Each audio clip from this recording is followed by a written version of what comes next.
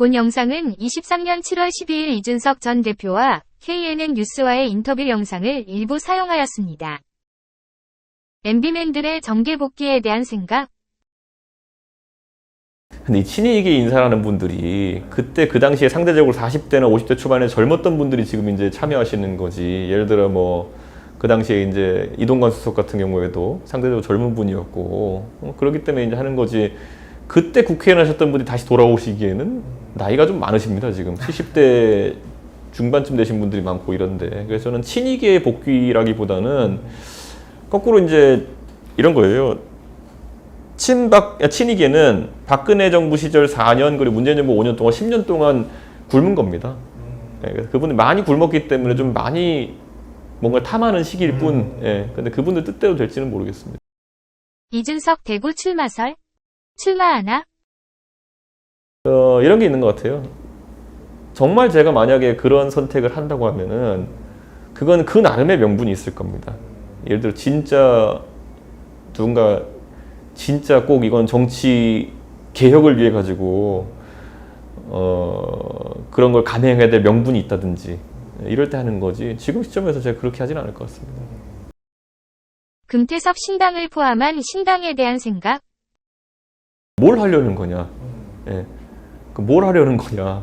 지금까지 창당 시도하는 것 중에 가장 많이 망했던 게 뭐냐면은 A도 싫고 B도 싫고 C, 그러니까 C를 해야 된다라고 하는 사람들이 거의 그냥 이거 다 빼고 우린 C를 하겠다만 깔끔하게 얘기할 수 있는 사람이면 되거든요. 근데 혐오 정치를 기반으로 해가지고 예를 들어 A도 혐오하고 B도 혐오하니까 다른 거 해보자 이런 분들, 이거로 가장 잘했고 가장 열심히 했지만 망한 사람이 안철수예요. 기존 정치에서 욕만 계속 하는 거죠, 이제 보면은. 그러면 내가 대한 게 새 정치다 이러면서 계속 가는 건데, 정작 나중에 연습 문제 풀어보면 자기도 별로 새 정치 아니고 이러면 망하는 거거든요. 그러니까 저는 아예 그것보다 다른 지향점을 좀 세워야 되는 그런 시기다, 신당은. 윤석열과 민주당, 그리고 이낙연. 저는 아마 지금 만약에 대통령께서 요즘 본인이 총선에 자신이 있다는 듯이 뭐 170석인 이런 말씀하고 이제 다니시는데, 그 염두 속에는 지금 지지율 갖고 이기겠다는 생각보다는 민주당의 분열을 유도하면 된다는 생각이 있을 거예요. 근데 이게 정확하게 박근혜 정부가 총선 진 시나리오입니다. 안철수가 국민의당 만들어서 떨어져 나오면 무조건 새누리당이 188 줄 알았겠죠. 근데 거꾸로 그때 122석 하면서 민주당 123석 하고 수도권 몰패당하고 국민의당은 나름대로 3당 위치를 가져가고 그래서 탄핵당했거든요.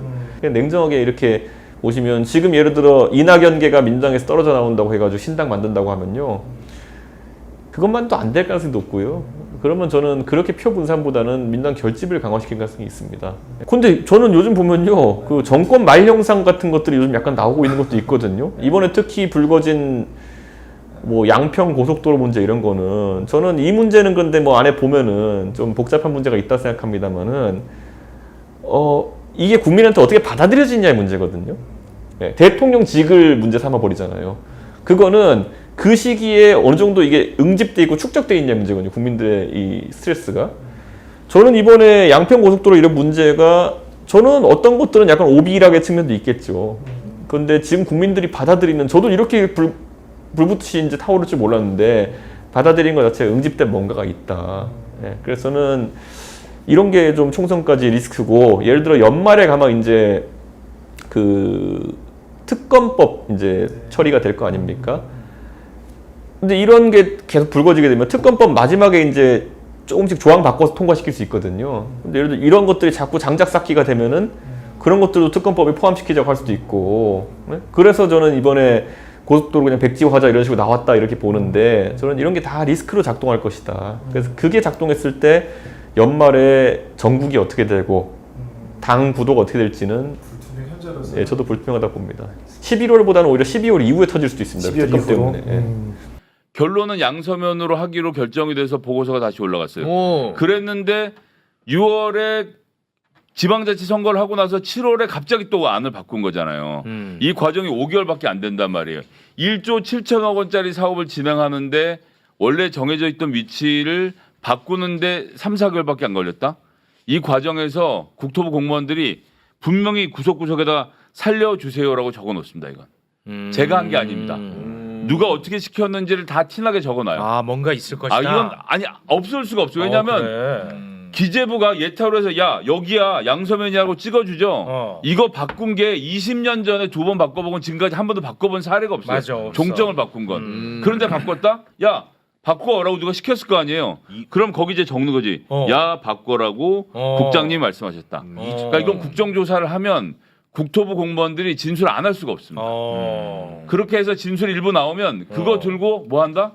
특검으로 가야죠. 왜냐하면 이거는 지금 검찰에 맡길 수가 없잖아요. 이 사건을. 네. 김건희 여사 관련 건이니까. 네. 그러니까 특검으로 가려는데 특검으로 가려면 공무원들이 부당한 압력을 당했다는 걸 먼저 보여줘야 되지. 그걸 민주당이 국정조사를 통해서 찾아내야 되는 겁니다.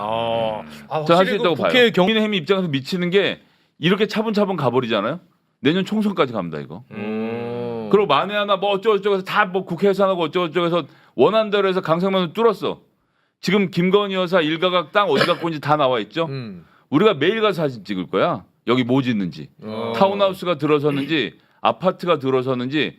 그럼 2030년까지 이거 매일 보도됩니다. 네, 누가 이기는 싸움인지 한번 해보면 알죠. 그러니까 이 정부는 아무런 생각도 없고 아무런 대책도 없고 최소한 도망갈 국리는 해야 될 거 아니야. 사정이 이 지경이 됐으면. 근데 아무도 김건희 여사한테 가서 여사님 정말 죄송한데 이번 건은 좀 어떻게 안 되겠습니까? 라고 말할 용기 있는 사람 한 명도 없는 거예요. 원희룡 장관님 정치 생명 걸고 저랑 한번 붙으시죠. 저도 정치 생명 걸죠. 그거 조금이라도 인지했잖아요. 회의록 있으니까. 그걸 하고 시작을 해야지. 왜 딴 얘기 하냐고. 왜 딴 얘기. 아니 이분이 지금 그냥 의원 하려는 사람이 아니라 대권 노리는 사람 아니에요? 몰라요 난. 아니 이런 사람이 대통령을 하겠다고 나와서 본인 한 잘못된 말도 바로잡을 생각이 없으면 무슨 자격으로 정치를 합니까? 많이 인지하셨는데요. 사퇴하시죠. 걸었으면 사퇴해야죠. 뭐 누구 말 맞다나 도박판에서 밑장 빼다 걸렸더니 판 때려 엎고 파토라고 주장하면서 손목 걸라고 말하는 도박꾼이나 다름없는 이야기를 하고 있는 것입니다. 제가 자주 말씀드리는데 정치인을 정말로 지지할 때 숭배하면 안 된다. 막 이렇게 하면 안 된다는 거죠. 응원할 때 찬양하면 안 된다. 우리의 동료니까 각자 우리의 꿈을 상대를 통해 실현하는 거죠. 그래서 우리는 동지들인 겁니다. 여러분들 덕에 여기까지 왔고요. 앞으로도 대한민국을 새롭게 바꾸는데 여러분과 함께 하겠습니다. 화이팅! 감사합니다.